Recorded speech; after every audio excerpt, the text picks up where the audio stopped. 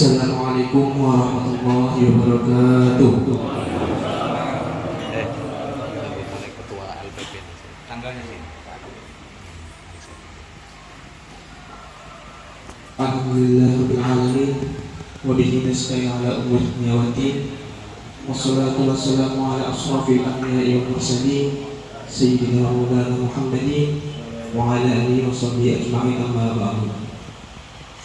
Yang terhormat Ketua LPP NU dan jajarannya yang telah hadir pada siang hari ini, yang terhormat semua, yang terhormat Bapak Yai Muhammad Usman Haris selaku Ketua NWC NU Kecamatan Bodeh dan para jajarannya, dan yang kami hormati seluruh petani yang telah hadir pada kegiatan siang hari ini. Pertama, marilah kita panjatkan puji syukur kehadiran Allah Subhanahu wa taala, karena alhamdulillah dengan rahmat inayahnya kita dapat berkumpul pada siang hari ini di tempat kali ini dalam acara sosialisasi tentang kelangkaan pupuk subsidi di lapangan dan informasi peluang usaha agrobisnis tentang pertanian, perkebunan, dan peternakan. Salawat salam kepada kita pada baginda Nabi Agung Nabi Muhammad Sallallahu Alaihi Wasallam. Semoga kita semua mendapatkan syafaatnya di yaumil akhir nanti. Hadirin yang kami hormati, saya selaku pembawa acara akan membacakan susunan acara. Yang pertama, pembukaan. Yang kedua, sambutan dari Bapak Yai Usman Haris selaku Ketua NWC. Untuk selanjutnya, materi dari Bapak Yai Amin Mukti atau yang mewakili, nanti bersama-sama kita tunggu tentang analisa tanah. Untuk materi selanjutnya akan disampaikan oleh Habib Usman Ali terkait pengenalan pupuk, dan materi selanjutnya yaitu tentang kemitraan penanaman kelapa kopior yang disampaikan oleh Bapak Wanto, dan materi yang terakhir akan disampaikan oleh Bapak Mahyudi terkait kemitraan peternakan, dan setelahnya adalah acara penutup. Hadirin yang kami hormati, untuk selanjutnya marilah kita langsung menuju ke acara pembukaan. Mari kita buka acara pada siang hari ini dengan bacaan ummul kitab. Bila tidak boleh syafaat Rasulullah Al-Fatihah.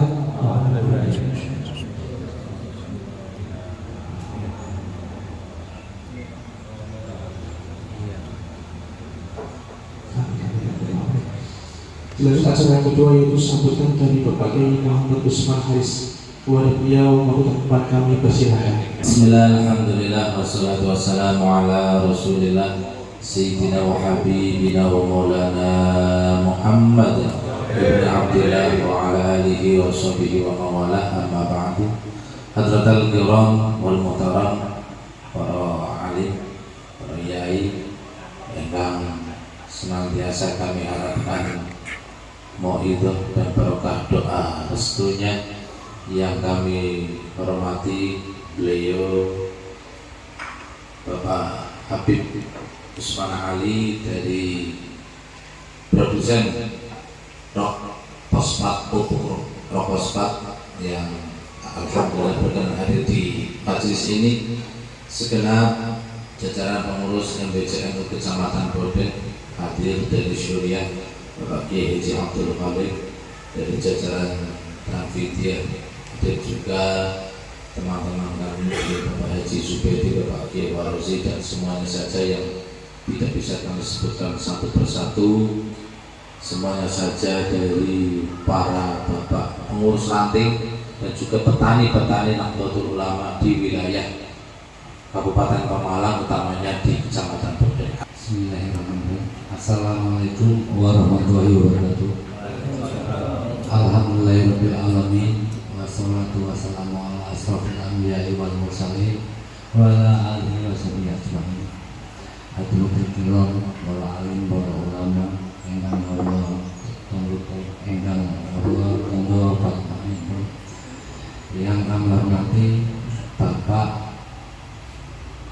MBC ranting Pak MBC Kecamatan Boda yang kami hormati, pula bapak-bapak sekalian yang hadir pada agenda siang menjelang sore hari ini. Yang pertama, marilah tak henti-hentinya kita panjatkan puji syukur kehadirat Allah Subhanahu wa Ta'ala, di mana pada siang menjelang sore ini kita semua dapat berkumpul menghadiri agenda dari MBC, juga agenda dari LPPNU Kecamatan Bodeh tanpa halang suatu apa.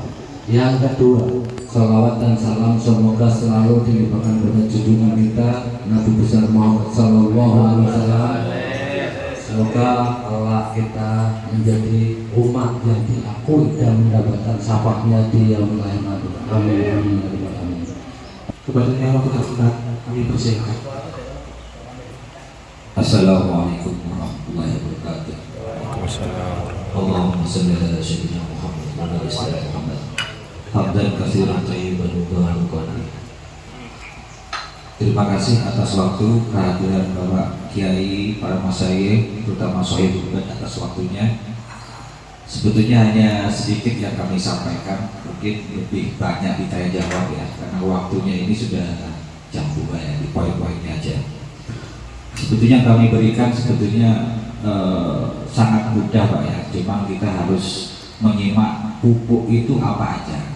Umumnya petani itu kan tahunya kalau pupuknya hanya urea, NPK, dan HCl. Jadi kalau nggak pakai urea, pastinya tanamannya kurang subur. Nah, di sini dari 3 unsur NPK kami di fosfatnya. Nah, fosfat kami ini di daerah Pulau Madura yang fosfatnya tanpa campuran kimia. Negara kita ini kan terbiasa dengan fosfatnya impor. Sama halnya kemarin saya ngisi di G20 Bali. Dunia sekarang bingung dengan fosfat. Produk kami banyak diekspor. Karena Pak, yang tahu riset untuk tanaman itu banyak orang-orang asing. Nah, bedanya fosfat lokal dengan fosfat luar negeri itu banyak.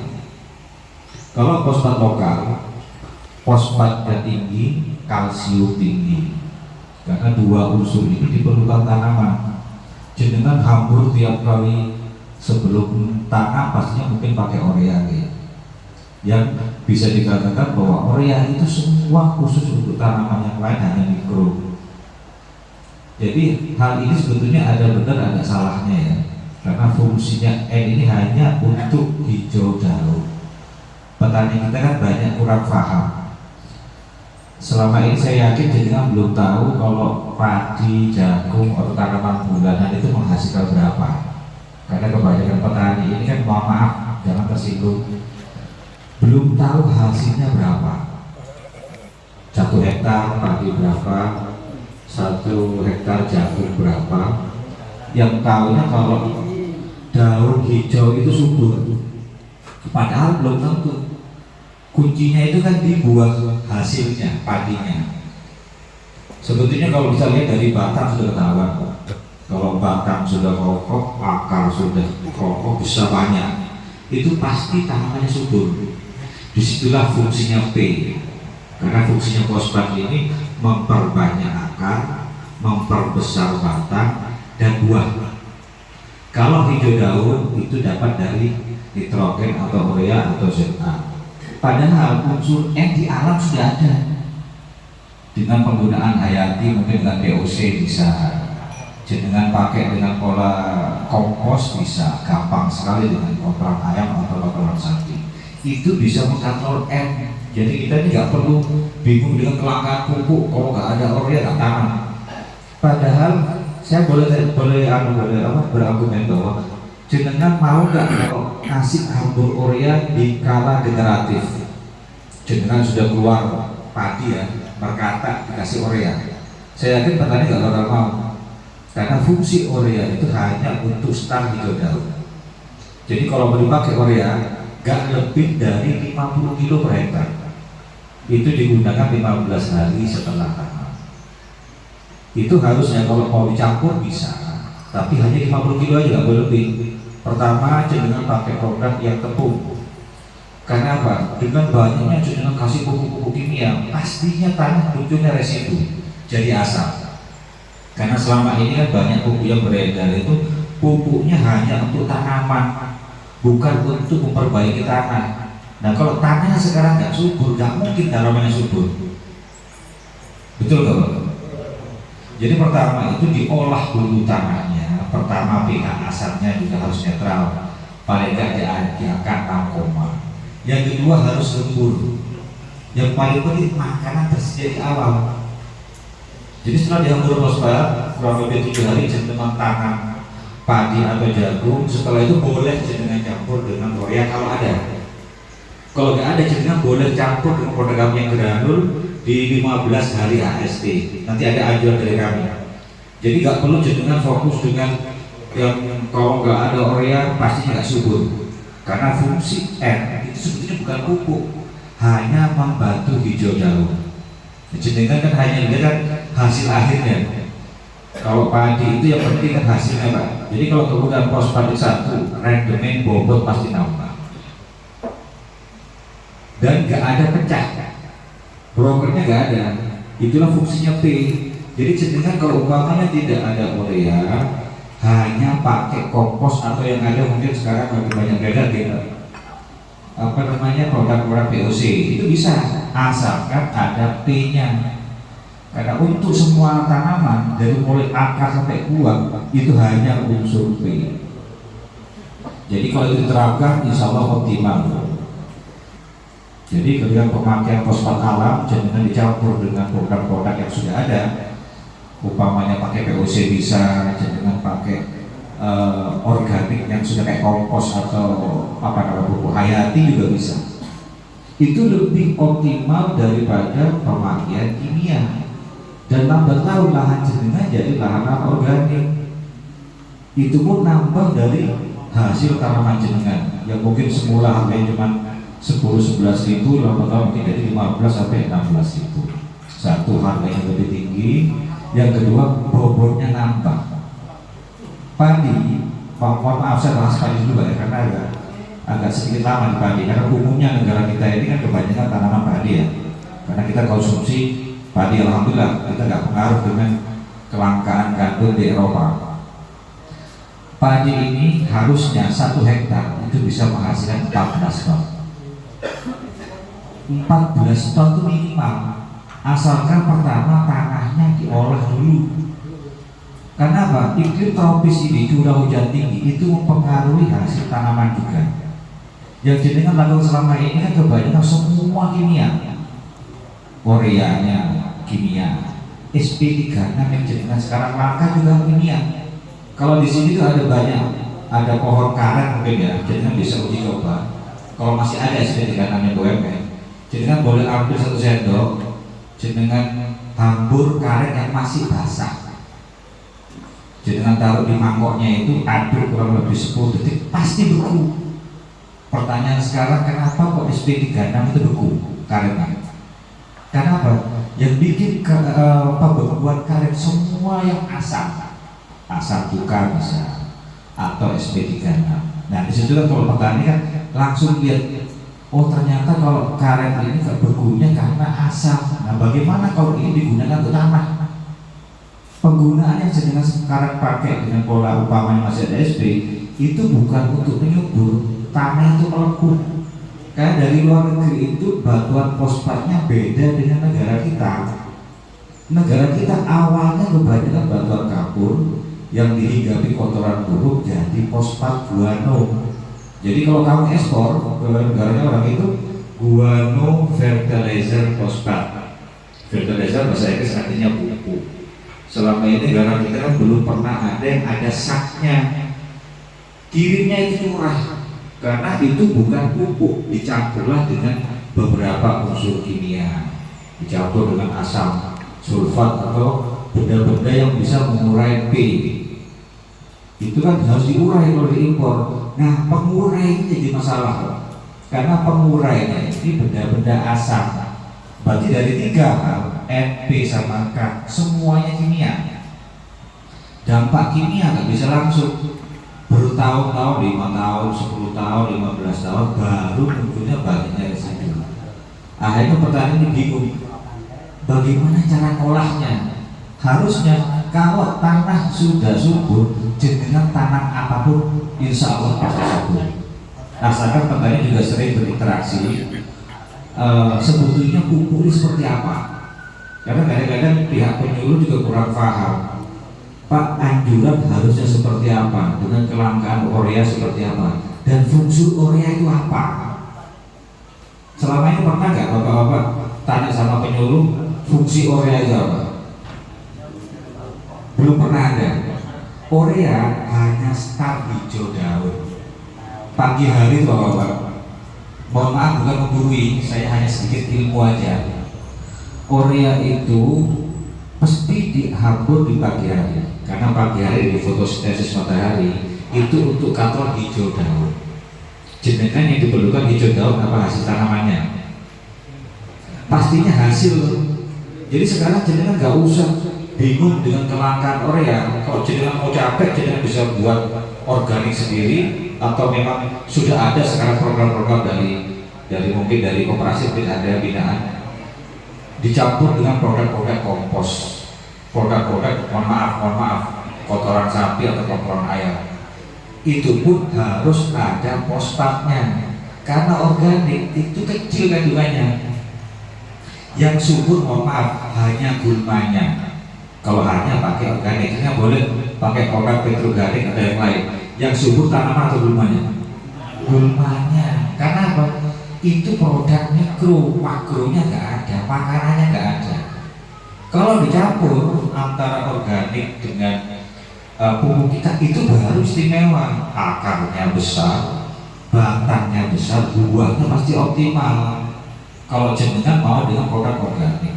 Tapi kalau jenengan mau bertahan dengan produk sudah awal, jangan terlalu banyak kimia. Dilihat kendalanya mereka itu apa. Berarti dia lihat bahwa setiap kali pupuk itu diurai dulu full spek, bukan hanya fosfatnya aja, kandungan yang lain apa? Fosfat, kalsium, dan unsur logam itu kecil. Fosfat impor, ini bayangin aja Pak, saya kirim ke Eropa ya, negara kita impor dari Eropa juga, aneh Pak. Karena kalau kita buat ke program BUMN, mohon maaf, itu kurang menarik bagi kita. Karena prosesnya mohon maaf banyak dicampur dengan barang-barang yang lain. Contohnya sekarang mohon maaf, ini tidak ada di video ya, saya khawatir kalau di video nanti terekspos gak enak. Sekarang banyak dokter-dokter itu yang gak pernah minum obatnya, habatus sauda, chicken ya, terus apa, bawang, gak pernah minum obatnya, karena dia tahu ya, unsur adiktif ini yang merusak generasi kita. Karena sifatnya obat itu hanya menghilangkan rasa sakit. Sama juga dengan pemakaian kimia. Kimia terlalu banyak daftar dampaknya bukannya tanaman, yang kita konsumsi pun juga susah. Makanya kenapa kok kita ini susah untuk swasembada keluar ke Eropa berasnya? Hanya wilayah sekitar negara kita aja, mungkin ke Malaysia, nggak diterima di Eropa beras kita. Selain memang konsumsi yang kurang beras. Yang kedua, orang luar itu pasti pakai berasnya organik. Sekarang sudah banyak mulai petani-petani unggulan ini yang beralih ke organik. Memang memang capek ya kalau kita ke organik ini, mengendalikan masyarakat yang semula biasa dengan subsidi. Itu dengan pola organik, waduh capek tuh. Masih cari kompos dulu, masih nunggu komposnya. Jadi sekarang mungkin sudah mulai banyak daerah-daerah, mungkin ada sudah sekarang di daerah sini ada ya organik. Alhamdulillah. Pupuk kandang dicampur P, gak usah urea, gak usah KCL. Maka saya bilang aneh kalau tanaman triwulan pakai KCL itu aneh. Jadi nggak pakai Polska, jadi nggak pakai Yaramila, karena kalau produk mahal pasti bagus. Belum tentu kegunaannya apa. Unsur K itu tuh rasa manis, itu kayak kalium atau potas Ustaz boleh sampaikan di Bali kemarin. Potas. Oh itu teman. Jadi mohon maaf, saya kemarin di Bali, saya ngomong sama Pak Hasim Prabowo bahwa negara kita negara banyak pospat, tapi negara yang harus ikut aturan kita. Karena umumnya program di bawah pemerintah pasti, mohon maaf, tanda kutip nggak berani saya. Videonya, yang video ada nggak bisa nggak?